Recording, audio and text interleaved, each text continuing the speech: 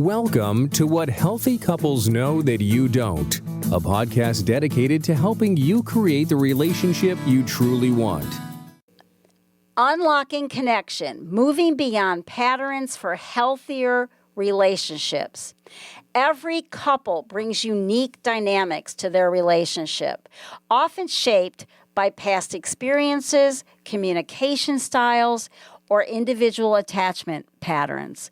While couples may recognize these patterns, such as conflicts that happen over and over, emotional withdrawal, or inconsistent communication, understanding them is only the first step.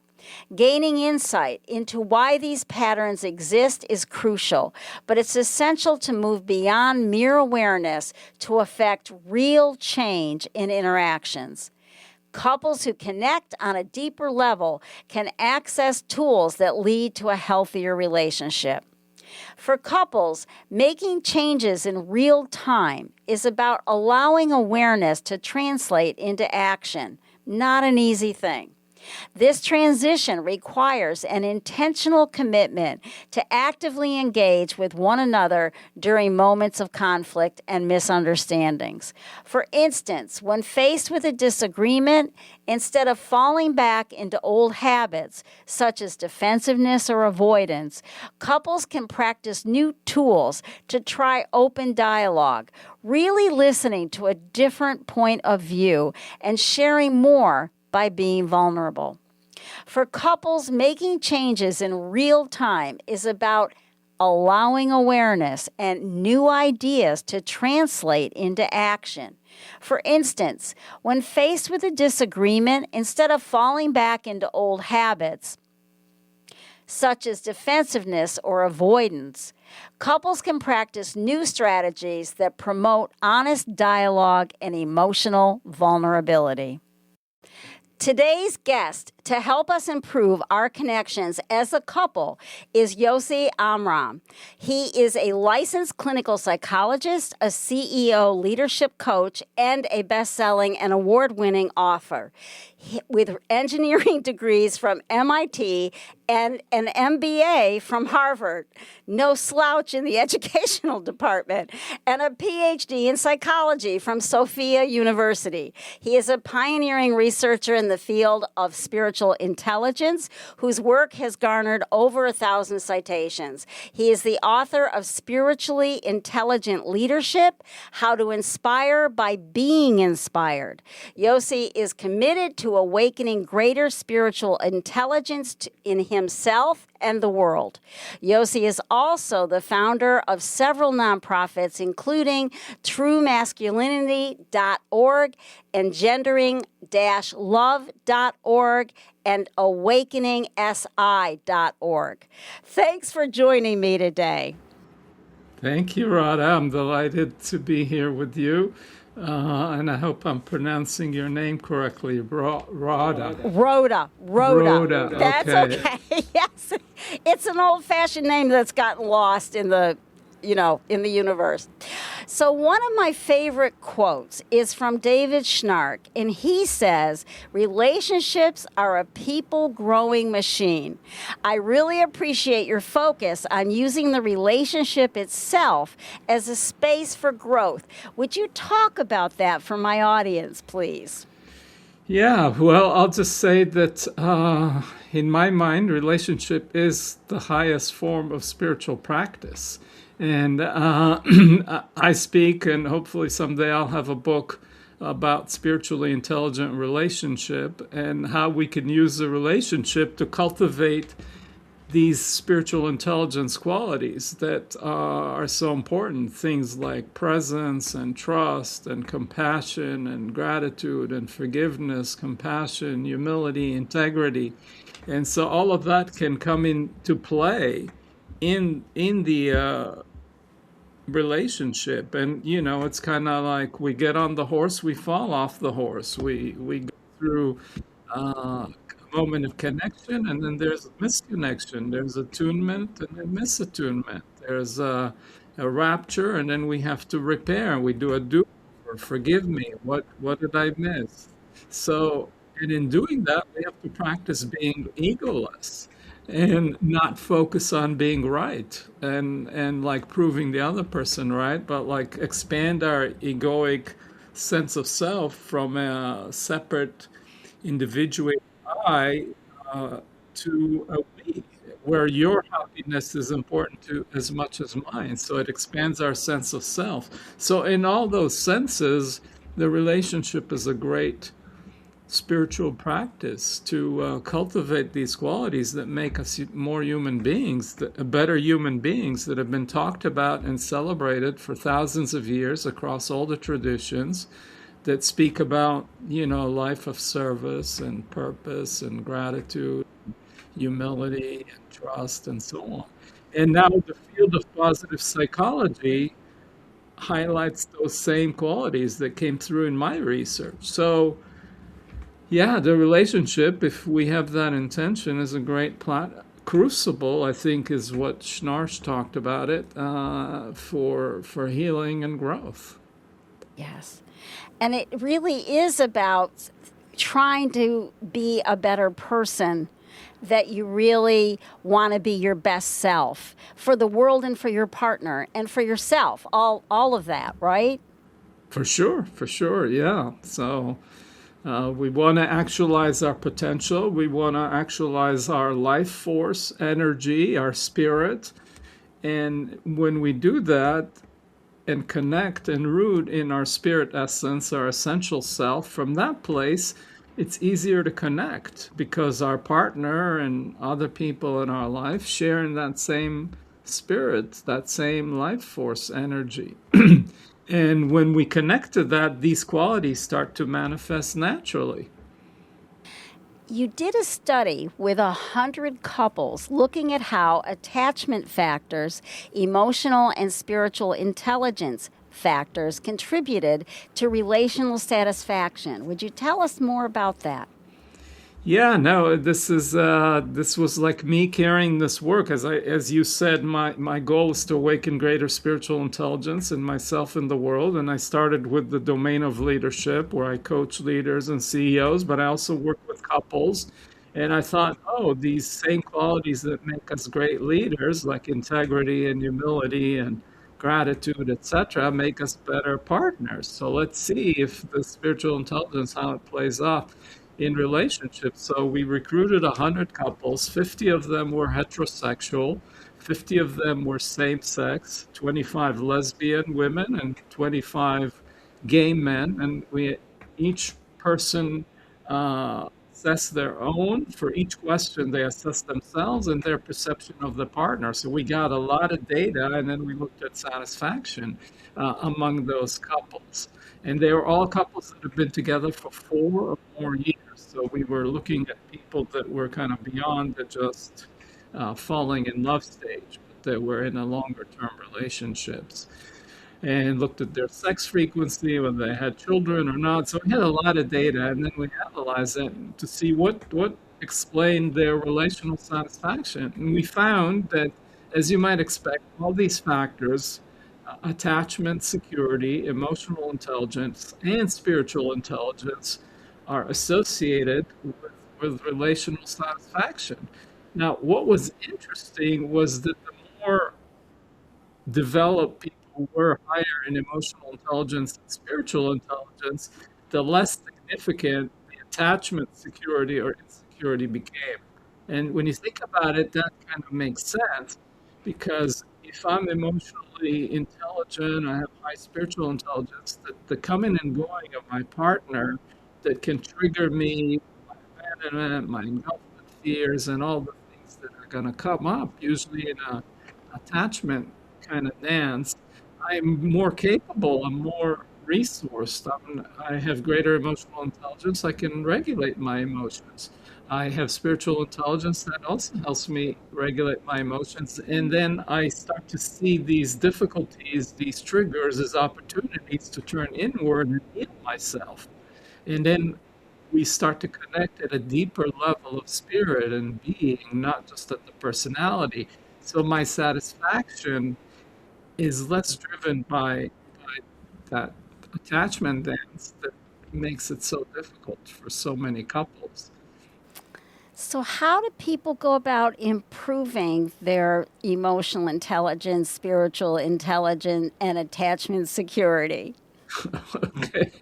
Well, being in relationship would be one of the ways that people do that. But it's a lifelong journey. It's not like you read a book, my book, or any book, and just you're done and like, okay, I figured out my emotional intelligence or spiritual intelligence. It's like anything. It's like you develop your muscle. And if you want to get in shape, you go to the gym, you work out, you go swimming, you hike, whatever it is, and you work on different muscle groups, you say, and you focus on that. So the same with spiritual intelligence. One of the qualities, let's say, is gratitude. And so you could say, all right, for the next month, I'm gonna start a gratitude journal. When I wake up, I go to sleep, whatever, and better yet, I'm gonna start expressing this gratitude to my partner. So it's not only do I feel grateful, but I express that appreciation. And before we go to sleep, every day, or we have a ritual, a dinner, whatever, we express gratitude to each other. I appreciate this about you, and when you did this, this is what it meant to me. And so then you kind of get that into a habit, and then you can work on another quality like purpose, and say, okay, you're my partner. I want to know what is the meaning of your work for you? What's important about it for you?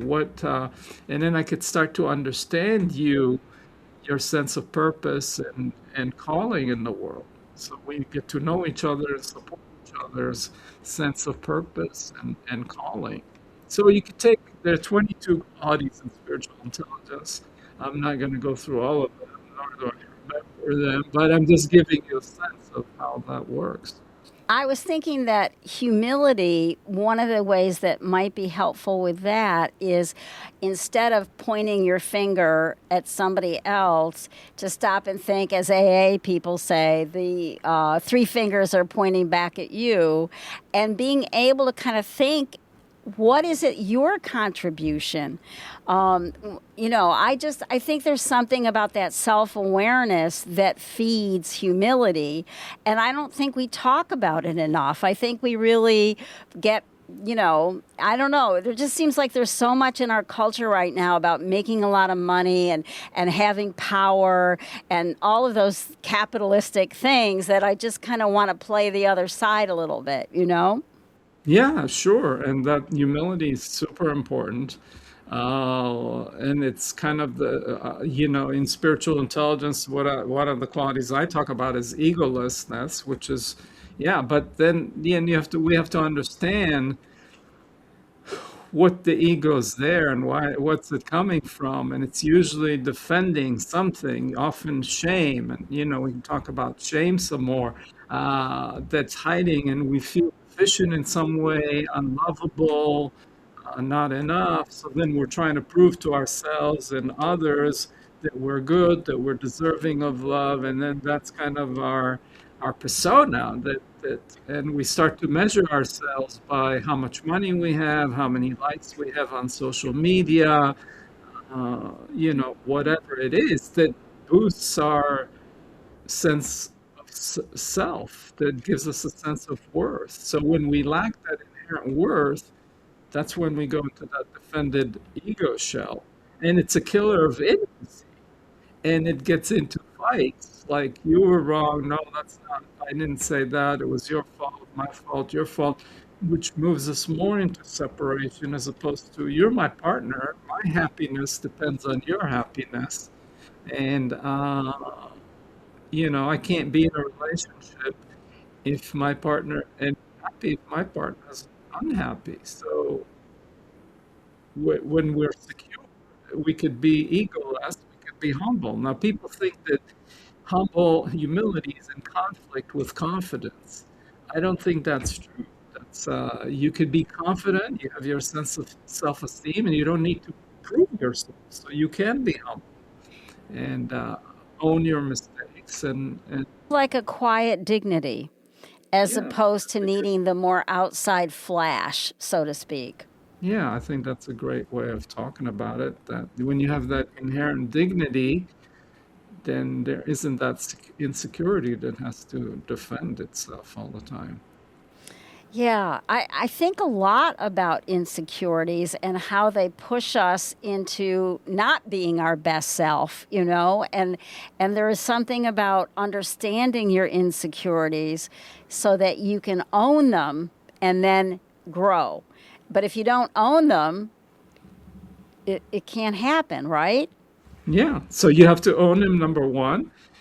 And you have to also be willing to be vulnerable to share them with your partner. So this is one of the hard things about shame is we also have shame about our shame, which keeps us hidden. So the action impulse of shame is to shrink and withdraw so we're not seen. But the tragic part of it about it is in that cycle, I stay hidden and I believe that that part of me is unlovable or I'm unlovable, I'm not worthy, and so I hide it. And then whatever love my partner expresses to me doesn't penetrate because at some level I think, oh, they're not loving the real me, all of me. They're loving this image that I'm putting out to them. So we have to reveal those insecurities to our partners, and then they accept them in us, and then that starts relaxing us and say, okay, this is our shared humanity. We all have our insecurities and we can love each other through that. And as we demonstrate our vulnerability and share our insecurity, then our partner feels more comfortable sharing them, and then that deepens the intimacy and And the sharing connection. the whole of who we are, the strengths and the weaknesses, the dark and the light, and being able to be more whole in who we are, which is more authentic and creates that sense of deeper connection. Yes, absolutely. You said it perfectly. Yeah, I think that that's so true. Um, so we talked about conflict. Is there any specific advice about trying to maintain connection in conflict? We talked about humility. Any other tips? Because I do think that's when we can be at our worst.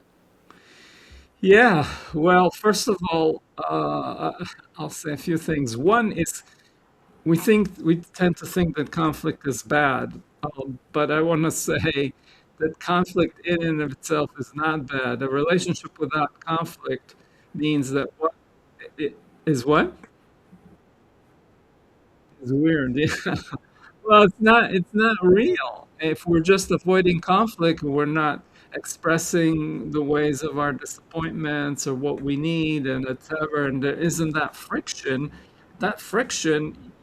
creates the pearl, in the seashell. So we need the friction if we don't express our authentic self and our true needs just to maintain the semblance of peace, first of all, it robs us of intimacy because our partner doesn't really know what's going on for us. And we've stifled our needs and our disappointments or whatever it is, so they don't really know us. So that there isn't that true authentic intimacy. So I'm just trying to say, first of all, conflict is inherently it's not bad. The question is how we manage that conflict, and does it escalate, and does it get a personal attack? Can we do stay in conflict in a way that's kind?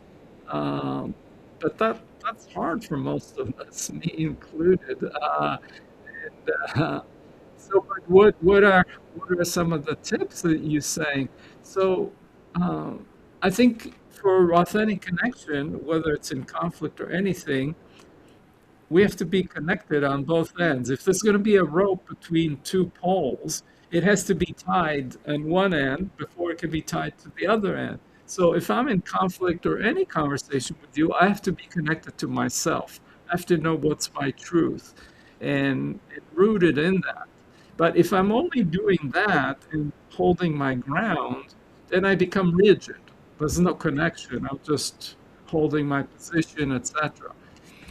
And the other side, though, that I have to balance it out is by opening to understand you. And so I have to do two things. Martin Buber talked about it in his book, I Vow. We have to do two things that are sort of at the surface conflicting: stand my ground and be open to the other. And that's a dialectic that that dimension that's hard for many of us. And when we don't get our needs, how do we express them? We get triggered, we get, whatever, collapse, or we get bossy, demanding, angry. All kinds of things can happen to us. So we have to go back to getting centered, and so we can be open. And so I teach my individual clients, my couples, this practice I call AIM, which is allow, then include more. So it's the acronym. So allow is when we're in conflict. I notice first of all the context and the thoughts and the beliefs and the sensation that's coming up. I may feel like, oh, they're selfish or they're messy, etc. So I notice the thought, and then I notice what happens in me emotionally. I'm getting tight, my jaw is tightening up, my hands are, I'm getting angry. So okay, so we're not rejecting that. We just notice that, we allow it. So that's the first thing. It's noticing the moment, allowing what's here, but then we start to allow include more. So the first thing, um, I'm including my feet, connection with the ground and the earth, and the weight of my body, my legs. So I'm getting grounded through my body, and then I feel the verticality of my spine. So I'm including more. Now it's my spine. It's on the other hand, at the crown top of my head is pointing to the sky. So the above it, whatever's there, there's clouds, there's the sunlight behind the clouds, the moon, the stars, depending, and then the space about around my body that I'm held. So now I've opened the aperture of my awareness. I don't know if, as I was talking about it, you were doing any of it with me, but and what happens? No, I think that sounds. I like being the idea of being grounded. I thought that that was really important, and being aware of some of those minute signals that your jaw clenches. I remember thinking a great actor, you can always see this part of the jaw is clenching, and Uh-huh. because they're really feeling whatever the emotion in the role is, and you can really see it when somebody's a good actor. So I think understanding those small signals and then being able to get grounded for yourself in a physical way really makes sense.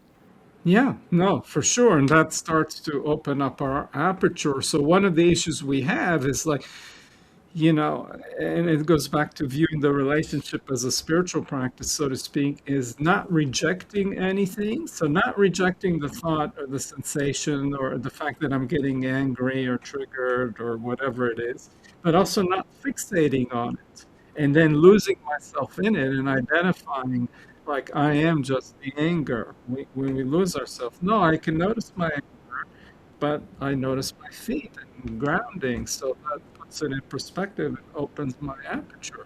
The other thing I recommend is compassion and just self-compassion and mutual compassion. So if we could stop in the middle of a fight and notice, oh, both of us are triggered, both of us are frustrated, both of us are whatever, and then just say, okay, this is really hard for me. So we start with self-compassion, and then we're in this together. Both of us are being frustrated. And so when we acknowledge that both of us are now frustrated in this difficulty and bring some compassion to both of us, then uh, then we're in this together, and that starts a sense of uh, connection and mutuality, as opposed to I'm the one suffering and you're the one who's bad and doing it all to me. No, we're both having difficulty here, and we're committed and we'll go through it together. So when we bring into awareness that we're both in this painful place, then that relaxes us and starts to connect us back. I was thinking about this book that I'm reading right now, fiction. It's called Buckeye, and it's about two couples in Ohio during World War II. And I'm only 50% through it, but it's such a sad relationship that these two couples are both in, because nobody's telling the truth, and their disappointments are secrets, and then of course they get interested in other people, and and I don't know where we're going, but I'm just so aware of how sad, and I know my parents didn't talk to each other in real life about anything important. I mean, it's they just didn't talk. That wasn't something we did in our family, being stoic. And I just think there's something so important about responding and trying to be there for each other and really listening and understanding that you're both got problems with how you're interacting. And if you can find a way to talk about it without blame and without being just angry, those differences get softer. And one of my favorite therapists said, it can take 50 to 75 conversations to soften the hard edges. And when I would say that to people, they have a really hard, like, what? Like there's supposed to be a magical conversation or something. I don't really know. But I think there's so much truth in that, because the differences matter. And we're not in love with ourselves, we're not clones, and respecting those differences is so much work. But the book is it's really been making me very sad about the lack of authenticity. Nobody really knows each other in these couples. Yeah, so there's all this alienation and loneliness, and people could be living in the same house and feel lonely because they're not known, not seen, not understood. And one of the things we need is to be feel love is to be known. To love is to know. If you don't know me, then how you're loving something else, not the real me. But yeah, 75 conversations. Wow. Okay, that even impresses me. Yeah, and most people are like, "Give me a pill, let me just do this thing and it'll be gone." But it's multi-layered and it's nuanced and but as you both committed and you keep working it, then each one of those conversations deepens the connection and the understanding of each other. And if we stay committed to that, it has to be a win-win solution, not a win-lose, then it may take that many iterations to, you know, really figure out what is our core needs as opposed to negotiating positions. I need this or I want that. And we start to focus on what is the underlying need. Um, and then there's more flexibility about how to meet it. It's not like we have to go on vacation to the Greek island because that's what I wanted. Well, it's underneath that. Well, but I want to go skiing and whatever in Colorado instead. Well, what's the meaning behind this agreement and what are the underlying needs? And once we identify those, we can more creatively find win-win solutions. And I think the 50 conversations can help you think about humility, think about not blaming, think about compassion, thinking about self-compassion. It's almost like it gives you time to practice some of these things that are important. And if you get good at it, then maybe you only need 10 conversations, So, all of us let our emotions drag us around and we react badly. Are there other practical ways that we could have more emotional resilience? Well, we talked about something, like how to get grounded, how to bring awareness, to name our emotions. What am I feeling in this moment? Because the minute we put language about what we're experiencing, that brings up our neocortex and takes us out of being in the amygdala hijack, as you might call it. So we are more resilient, more grounded, more centered. So a meditation practice can help for sure. Uh, so Good stuff. I agree with the labeling and the understanding, and even playing with different vocabulary words to label, because there's a precision about using vocabulary that can be really helpful because things are different. Jealousy is different than revenge. I think that. I think it could be even fun. They have it is. wheels now for $10 on Amazon that have the emotions and break them all down and have lots of words for them. And I always telling people to think about getting one because I think it could be helpful. Yeah, I tell my clients, you kind of, if you're a wine connoisseur, you start, I don't know much about wine. My daughter is a sommelier, so she can tell you a lot about wine. I know red for white. That's about my level of understanding. But a real connoisseur says, oh, this is fruity, this is oaky, this is this and that. I don't even know the adjectives. But there's a lot of rich texture to it, and it becomes like a discovery, and their experience of drinking the wine becomes richer. So we develop the vocabulary and the discernment around our emotions, then our experience becomes much, much richer, and it connects the left and right hemispheres of the brain and integrates. So there's a lot of benefits. Sort of, we could talk about the neuroscience behind it, but experientially it's a fun adventure to learn and become more appreciative of the nuance of our experience. Let's probe shame more because I agree with you that I think it gets in the way of so much connecting with yourself and with other people. I've always thought in therapy that shame often can be an obstacle because people aren't ready to go there.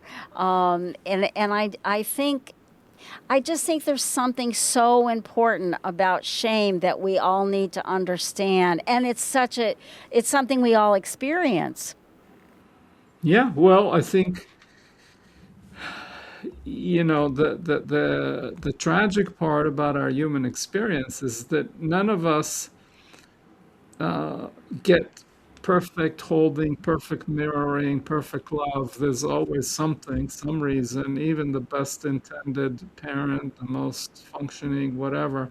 Uh, at some point, they're not going to be attuned, just, because someone is at the door and the mother was breastfeeding the baby, and they put him down, and the baby, I mean, they've now found that even pre-verbal babies, children at 12 months, will experience the physiology of shame when the primary caregiver disconnects or contact. Just it might be something is burning on the stove, and the person gets up to the baby doesn't know anything about what's going on. They just assume that there's something wrong with them.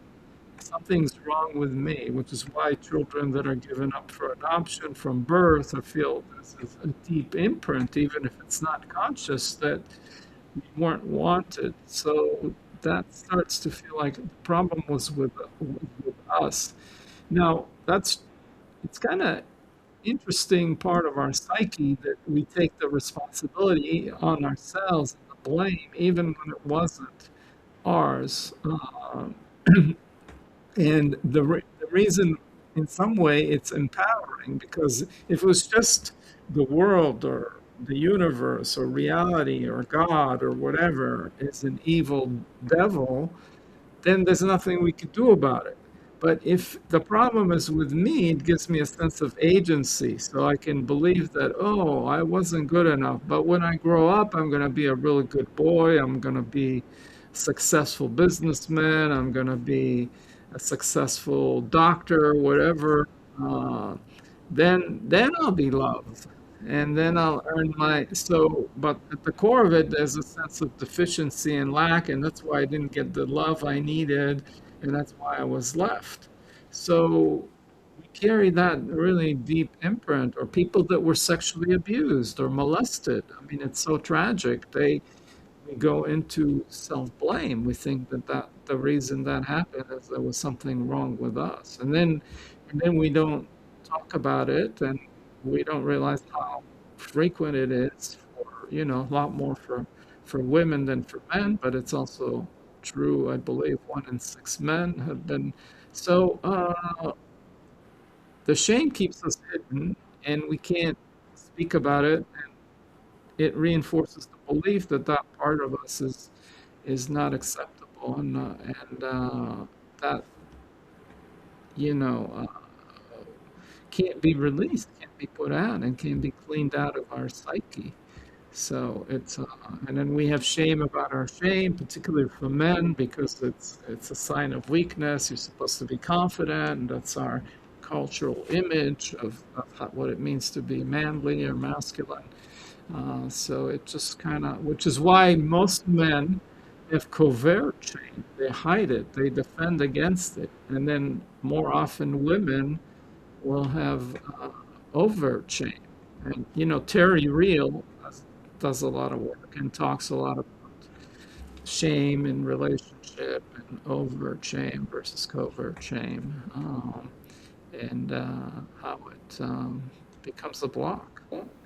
And being able to share shame carefully with someone that is not judgmental can be really healing and helpful. I've always thought one of the most important parts about AA meetings, at which I think can be really helpful to reducing shame, because other people are sharing their stories, and then Hmm. eventually you can share your story, and that diffuses the shame, because it's almost like it's created in the room, and people know your stories of shame. And I've always thought that's one of the most healing parts. Yeah, and it normalizes it. It's great because then you're like, okay, I'm an alcoholic too, and so I'm not the only one. So we get normalized. Part of the thing is we have the shame, and then we feel we need to hide, but then we need to hide that we have the shame, and that just kind of stifles the whole healing process. Yeah, that's right. What does it truly mean to show up in a relationship? One of the things that I think about is making sacrifices, and that's something I don't think we talk about very often. And that's not the only thing, but it's the thing I think people don't recognize. Yeah, no, I'm glad you're bringing it up. I like to talk about a sacred love relationship. I mean, and the root of sacred, the etymology of the word, is from sacrifice. So when we make a sacrifice for a relationship, it makes it sacred. Now, if you even go back another layer, the root of sacrifice is one of the meanings is to set apart. So it's distinct. It sort of makes it holy. It's sort of, if you go back to the ancient Latin. So, when we make sacrifices, we're making it sacred, and we're setting it apart, distinct. So we think that our relationship with our primary partner, our spouse, whatever we call it, is distinct from our other relationships. And so we make sacrifices, and that makes it sacred. And the heart follows the deed as much as the deed follows the heart. So when we love somebody or something, whether it's our pet or our home or our car or our children, the more sacrifices we make, the more our love deepens the connection. I mean, and when we connect to the motivation behind that extra step or the quote unquote sacrifice, which is the power of love, then the experience itself changes in how we relate to it. I mean, I one of the pronounced examples for me that was when after my separation, divorce, I had years ago my son. We were doing shared custody with my son, and he would come with me 1 week, and I would be doing his laundry and folding his clothes, and all these things that when I do them for myself, were felt mundane and chores, but I was doing that for him. But when I was doing his laundry and folding his clothes, I would just get this wave of love and emotion and like that I'm doing it for my son. And it was just a tender, beautiful thing that connected me with the love. So was it a sacrifice? Yeah, I was sacrificing some time, but the motivation was the love that was underneath. And through the action, if I stayed connected to the motivator behind it, it didn't feel so bad. And as the more I did it, the more I grew and deepened in my love. Yeah, I like that a lot. So let's do the other side. How can we support our partners without losing track of ourselves? Or what is sacrificing too much when things get really lopsided and not temporarily out of balance? Because I don't think anything's 50-50. How do we figure that out? Boy, that's a tough question. I don't have a formula for you, but I would say it requires discernment. We want to be as generous as we can be and sacrifice as much, so to speak, if we stay with that word, sacrifice, which can be trigger for people. Particularly in this individualistic culture, which is, about me and everything is a transaction, marketplace transaction. I'll scratch your back if you scratch my back. But that's very transactional. Uh, but we want to approach our primary partner with a spirit of generosity and love and make sacrifices, so to speak. But we want to do it up to a point where we're not starting to build resentment. So if I do it too much and I start to feel like it's a burden, it's not coming out of love, and then I'm starting to keep score and whatever, then and build my resentment, then I would say, oh, watch out. That's when you need to kind of bring some awareness to it and talk about it and discuss it or figure out But as you pointed out, in any particular time, one partner may be more needing of support than another, and there's also different domains. One person may be making sacrifices financially, the other person making sacrifices in terms of time or whatever. And so uh, you can't have, like you said, 50-50 in every domain. So we have to feel like we're getting as much out or more than we're putting in. So, love and relationship is one of the most important things for human well-being and longevity. And all the research shows that people who are in healthy relationships um, live longer. It's hugely important, as important or more important whether you smoke 2 packs of cigarettes a day. So we're getting a lot out of investing in that relationship, and we have to keep that in mind. My son-in-law is from New Zealand, and we talked a while ago, and I said to him, it was just him and I said, I just want you to know that I really recognize, how much you've sacrificed to be with my daughter, and because his family is all in New Zealand, and it's I think he felt really seen because I acknowledged it, and that being able to talk about that and be respectful about what that means, from your other people in your life that care about you. I think that's another way to balance is if people are aware of it and they're not just making assumptions. And I really liked what you said about transactional relationships because I just think I haven't seen a documentary about the manosphere, but it's supposed to be incredibly, you're sappy if you're trying to be good. And everything is about, getting over and winning and whatever. And I just think there's so much of that energy in our culture. And I think maybe that is why America's gotten into some trouble because the individualism has just gone too far. And, we have to balance it. And I balance it with the energy of sacrifice, whether you're paying taxes, and because that's what you do to support the police and the fire department, et cetera.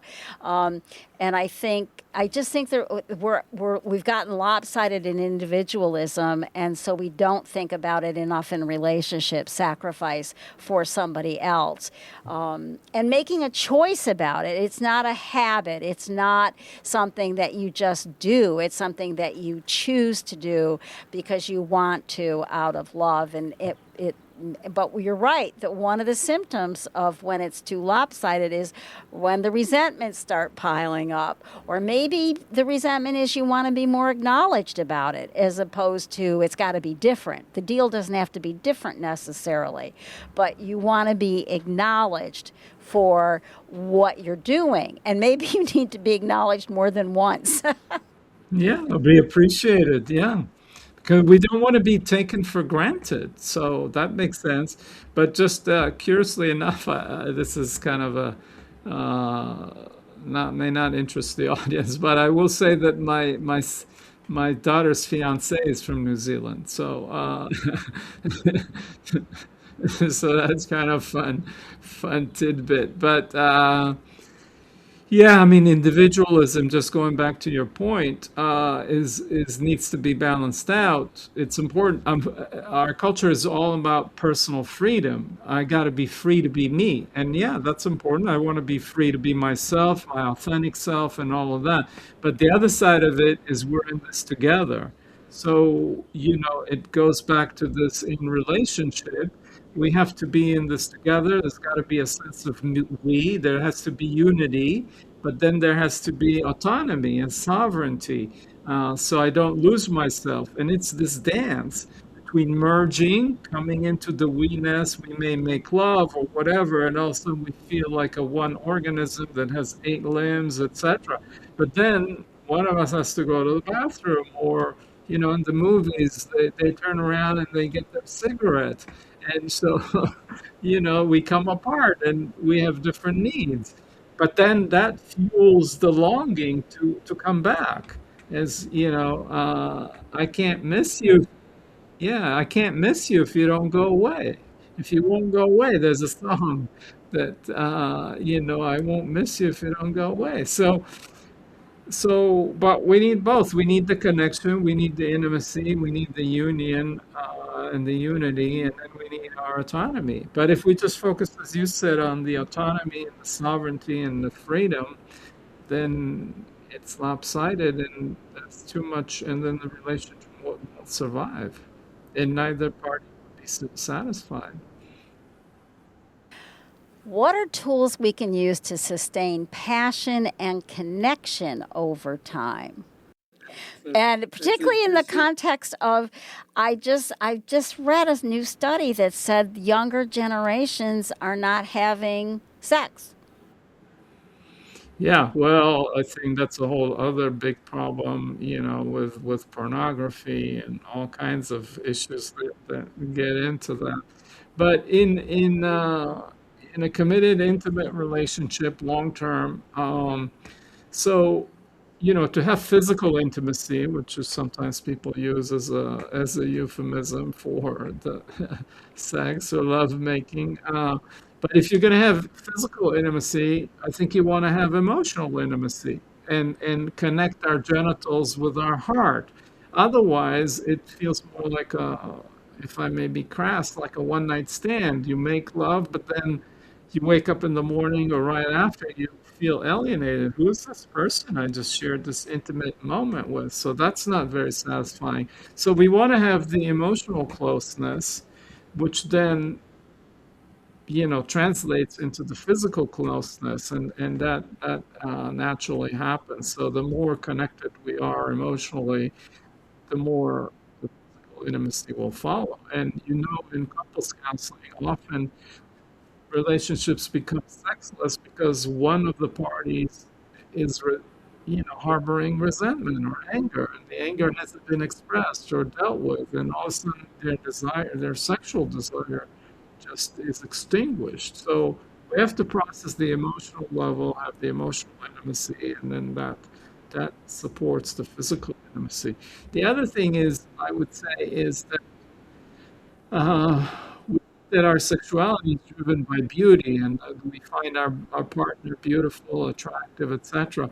But I think it's just as important to not just focus on the physical beauty, but to find their inner beauty. And can we see their beauty, the beauty of their soul? Each one of us, our soul is on what I would call a hero's journey from from the moment of birth and the wounding and all that happened, and how we heal that, and all the dragons we have to slay of self-limiting beliefs as we go through life, to actualize ourselves, to contribute, to find our purpose, our calling, to build a family, whatever it is. That's a beautiful journey that people go through. And if we can connect to the beauty of our partner and see their beauty on the inside, I think that fuels the attraction and the tenderness and the care. And then the other thing I would say is, we think about arousal and stimulation, the arousal stimulation cycle in the lovemaking, in the sexual.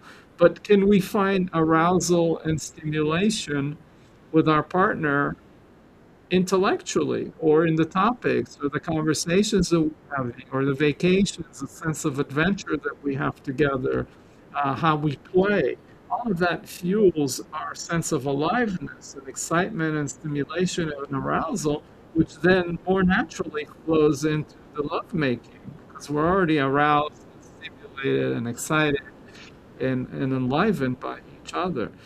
So there's a lot more I could say. I mean, the other thing I'll throw in is the notion of polarity. I don't know if you want me to stop or just keep going here. No, I'm a Gestalt therapist, so I worked with Laura Pearl, so I'm very into polarities. Go for it. Okay. Yeah, so polarity, maintaining the polarity, we think about the masculine, feminine, etc. It's a yin yang. I mean, it's a touchy topic just these days around gender. But, it originally comes from Taoism in the US. It's got a little popularized and whatever with people like David Data, which, I have my concerns about how he frames it. But the point is that, to have the polarity, one person occupies more of the masculine pole, which is the initiating, the penetrating, whatever, and the other side is more receptive and so on. But that doesn't have to be like the man or the woman. A woman can be in her masculine, and a man can be in his receptive yin, and vice versa. And if you look at it from a Jungian perspective, self-actualization, we become whole within ourselves. So both the man and the woman can actualize their yin and the yang, their masculine and feminine. And when that happens, there's more possibilities in combination for the polarity and erotic charge. The man's yin or feminine could be, in attraction, magnetic attraction, with the woman's yang or masculine, and vice versa. So if people are actualized in their yin and yang, and they're comfortable playing on both sides of the spectrum of the polarity, then that polarity is like two poles in a magnet, and there's that attraction that fuels the connection or the passion. So I hope I'm making sense here. Yeah, you are. I think that the more wisdom we have as we age, the more duality we can hold about who we are. So for me, it goes together. And the more that you can be aware of your dark side and your light side, your strengths and your weaknesses, and I think that reduces the shame when you feel more whole. And so I think being able to feel more whole is really the goal. One of the things I tell people, when fear really is so pervasive with all the anxiety we deal with, and I'll say, did you know that excitement travels with anxiety and fear? And people are surprised, like, oh, I never thought about that. But yeah, it's exciting and it's scary. But the more you can hold both those things, the better off you are. So I do think we all have a masculine and feminine side, and being able to pay attention to both parts of ourselves. And so, yes, I think it's a great point.